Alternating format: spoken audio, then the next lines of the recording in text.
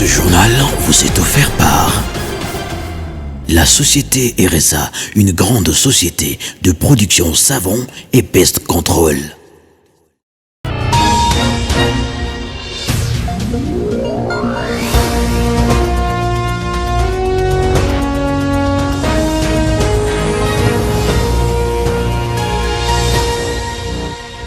Merci de nous avoir choisis. Bienvenue à suivre cette grande édition du journal sur les tam-tams numériques. D'abord le sommaire. Le président de la République démocratique du Congo, Félix Tshisekedi, a annoncé ce mardi qu'en juin, quelques nouvelles mesures visant la lutte contre la troisième vague de Covid-19. Le ministre national de la Recherche scientifique et innovation technologique, Joseph Mpanda Kabangu, séjourne dans la province depuis l'avant-midi de ce mardi 15 juin 2021. Et toujours au Sud Kivu, l'Assemblée provinciale du Sud Kivu convoque une plénière le jeudi 17 juin 2021 avec plusieurs matières à l'ordre du jour, notamment la gestion des zones humides ou encore le statut des agents des carrières de l'Assemblée provinciale. Voilà tout pour les titres et les détails, ça c'est dans quelques poussières des secondes.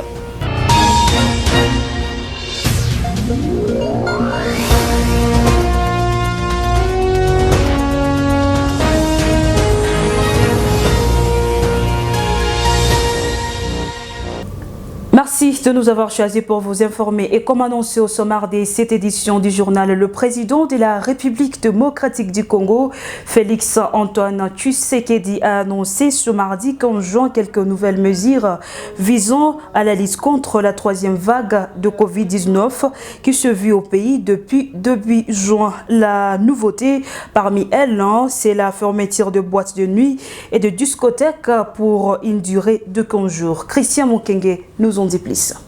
Dans son adresse à la nation ce mardi 15 juin 2021, depuis Goma où il séjourne, le président de la République a annoncé une panoplie de mesures, parmi lesquelles on note le maintien et le renforcement du couvre-feu de 22h à 4h du matin. Des patrouilles militaires et policières seront organisées pour ce faire. Le port de masque obligatoire ainsi que le strict respect des gestes barrières, dont le lavage régulier de mains à l'eau avec du savon dans tous les lieux publics et l'utilisation répétée du gel hydroalcoolique. L'interdiction de tout rassemblement de plus de 20 personnes sur le lieu public ainsi que celle de l'organisation des deuils et veilleux mortuaires dans le salle et domicile. En ce qui concerne les établissements scolaires et universitaires, le chef de l'État indique qu'ils resteront ouverts à la seule condition le renforcement d'observation des gestes barrières. Quant aux églises, leurs responsables sont astreintes à réduire le nombre de participants aux offices en fonction de la capacité d'accueil des lieux de culte.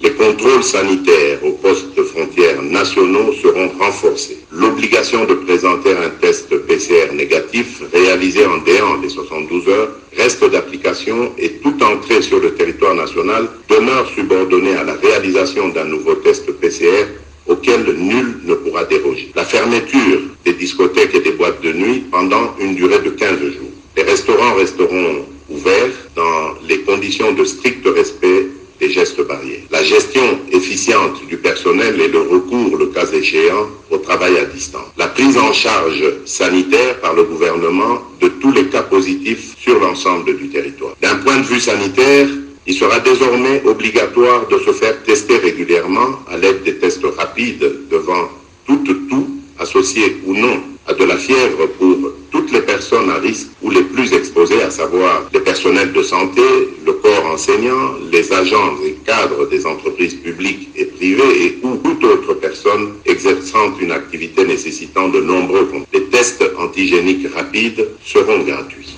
Depuis le début de l'épidémie déclarée le 10 mars, le cumul de cas est de 35 918, dont 35 917 cas confirmés et un cas probable. Au total, il y a eu 854 décès et 27 859 personnes guéries.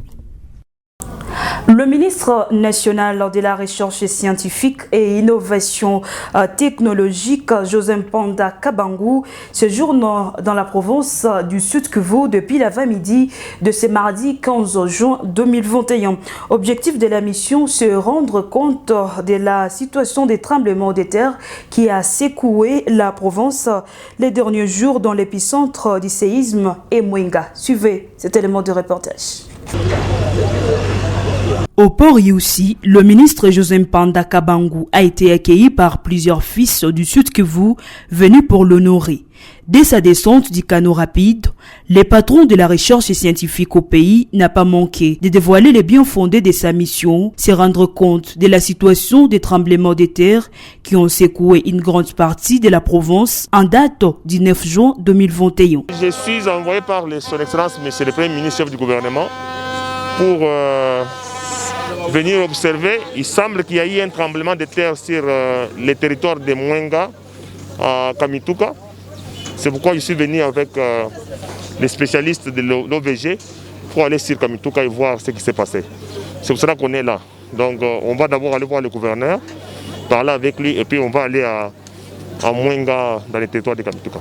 Le 9 juin, la province du Sud-Kivu est secouée par un tremblement de magnitude 5,7 avec comme épicentre la ville de Kamituga. Le bilan fait état de plusieurs biens endommagés. Au moins 500 maisons sont fissurées à Kamituga. Dans sa mission, le ministre de la Recherche scientifique se rendra à Kamituga pour faire l'état des lieux de choses. Signalons que le ministre est accompagné de l'équipe d'observatoire volcanologique de Goma.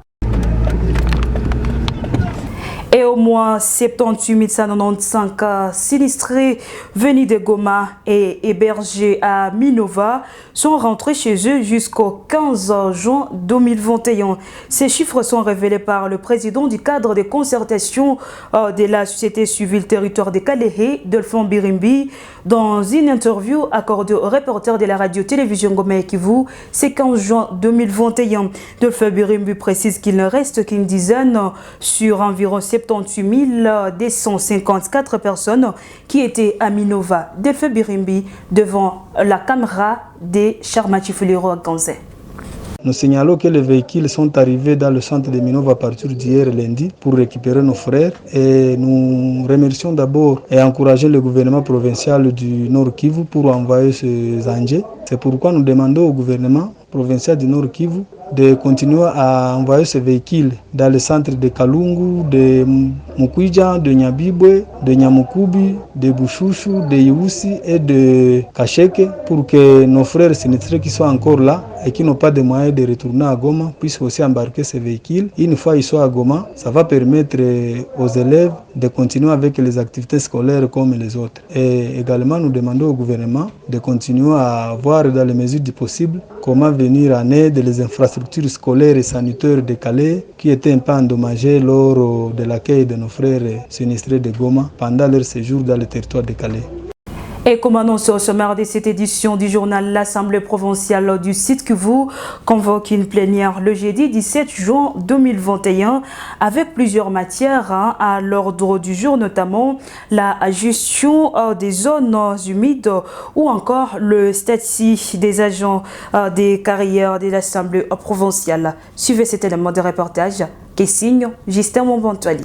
Cette plénière connaîtra plusieurs matières, notamment la promotion de la santé sexuelle et reproductive en province du Sud-Kivu, conjointement initiée par les députés Norbert Bissi-Moyabe et Bumbu Malit Diop, tous deux membres du bureau. Une question importante sur l'environnement endossée par le député Moubalama sera également au rendez-vous. Il s'agit plus précisément de la gestion et conservation des zones humides dans la province du Sud-Kivu. Cette question intervient pendant que les scientifiques alertent sur la destruction de l'écosystème, le débordement du lac Tanganyika ou encore les menaces auxquelles font face les aires et sites protégés tels le parc national de Kaouzi-Biega ou encore la réserve naturelle d'Itombwe. L'autre moment fort sera également le statut des agents des carrières des services publics provinciaux et locaux de la province du Sud-Kivu du député Inonsa Kababi Limunyololo. Cette plénière, selon le communiqué officiel parvenu à la RTNK, débutera à 10h. Et faisons un petit crochet à Minembwe. Situation confuse à Minembwe. Depuis 3 jours, certains habitants de cette contrée assiégeant l'état-major de la 12e brigade pour revendiquer la libération d'un acheteur d'armes arrêté par l'armée depuis le 12 juin. Suivez. Selon les sources locales, des femmes et enfants ont pris d'assaut l'état-major de la 12e brigade pour réclamer la libération de M. Rotebou Kaban-Fils, arrêté avec une arme AK-47, de munitions et 2 appareils de communication Motorola. En croire le capitaine Dieudonné Kasereka, porte-parole de l'opération Sokola 2 Sud Kivu, ce commandant de la milice Makanika Axé Akabindo a été arrêté avec sa femme Penila Consolé. Il avait également avec elle 60 munitions. L'armée ajoute que ce couple arrêté est passé aux aveux de leur forfait. Plusieurs sources ont dit qu'à part le fait d'appartenir à un groupe armé, la détention illégale des armes de guerre et munitions, ils appartiennent aussi à un réseau de vendeurs et acheteurs des effets militaires. Rappelons que depuis un certain temps, l'armée arrête plusieurs miliciens, notamment les commandants Makange et Monga Mweso, respectivement commandant secteur Mai Mai Bilonze Bichambuke et le commandant brigade Mai Mai Yakotumba. Les forces de l'ordre invite les habitants de Minembwe à collaborer avec les forces de l'ordre au lieu de se laisser entraîner par les tireurs de ficelles. Il vient de prendre le taureau par le corne pour répondre à la demande de ses administrés, demande relative à la réhabilitation de la route nationale numéro 29B dans son tronçon allant du poste frontalier Rosizide jusqu'à la place Major Vangu, environ 2 km. Le gouverneur du site Kivu, Teongwabidje Kassi, a relancé les travaux de modernisation de cette route. La nouveauté, c'est une nouvelle entreprise qui exécute après résiliation avec la première. Il faudra donc attendre 6 mois pour voir la nouvelle robe. Suivez cet élément de reportage signé la cellule de communication du gouverneur de Provence. Coupé depuis une dizaine de jours, le trafic sur les tronçons routiers Rosizide Major Vangu dans la ville de Bukavu a repris après l'intervention du gouverneur de province Théo Ngwabidje Kassi. L'autorité provinciale a répondu à la principale demande des habitants qui réclamaient l'achèvement des travaux de réhabilitation de ces tronçons d'intérêt stratégico-économique pour le pays. Le gouvernement provincial a décidé de confier la poursuite des travaux de modernisation à une nouvelle entreprise de grande renommée, Trabemco, ayant constaté la défaillance totale de la précédente qui n'a pas honoré les clauses contractuelles. Accompagné du vice-gouverneur Marc Malago Kachekere et le responsable du club des pétroliers, le chef de l'exécutif provincial a tenu une causerie citoyenne à bâton rompu avec les habitants de Giamba pour aborder toutes les questions relatives à la construction de cette route avant de rassurer la population quant à sa volonté ferme de parachever les travaux. Les travaux vont maintenant commencer et nous espérons que le délai va être respecté. C'est un délai, l'entreprise a parlé de 4 mois, mais nous avons mis une option d'ajouter 2 mois pour les intempéries et profiter surtout de cette période de saison sèche, donc les 3 mois pour que les travaux avancent. C'était ça la demande de la population. Moi, le vice-gouverneur, les membres du gouvernement qui sont venus ici, on n'a pas voulu faire du forcing. On a entendu les cris de la population. Maintenant, les travaux vont se dérouler dans un rythme qu'on espère très rapide. C'est donc un ouf de soulagement pour des milliers d'usagers, notamment les petits commerçants et opérateurs économiques, dont les camions gissaient de part et d'autre de la frontière qui sépare la RDC et le Rwanda. Théo Ngwabidje Kassi s'est également rendu jusqu'au poste frontalier Rosizide pour s'enquérir des conditions de travail des services œuvrant sur place, à qui il a demandé de travailler dans les rigueurs en ce moment où la 3e vague de Covid-19 est inquiétante. Et avant de boucler cette grande édition du journal, le personne du 3e âge de la province du Sud Kivu interpelle les parents de famille à la prise en charge de leurs grands-parents en reconnaissant du prix qu'ils ont à payer pour leur éducation. Ces cris d'alarme interviennent à l'occasion de la journée internationale de sensibilisation à la maltraitance de personnes âgées, s'inscrivant dans le contexte marqué par la pandémie à coronavirus. La plateforme Ewazewetu profite de cette occasion pour plaider en faveur de la protection sociale des personnes du 3e âge en cette dû à cette période difficile. Toutefois, la plateforme Oasis Wetu lance un appel des responsabilités aux parents et enfants de faire preuve de reconnaissance et gratitude aux grands-parents qui les ont élevés malgré à multiples tâches et difficultés qu'ils ont pu surmonter. Et c'est par là que nous bouclons cette grande édition du journal sur la mer de fréquence. Merci de nous avoir suivis. Nos informations restent toujours en continu sur les www.rtnk.org. Prenez soin de vous.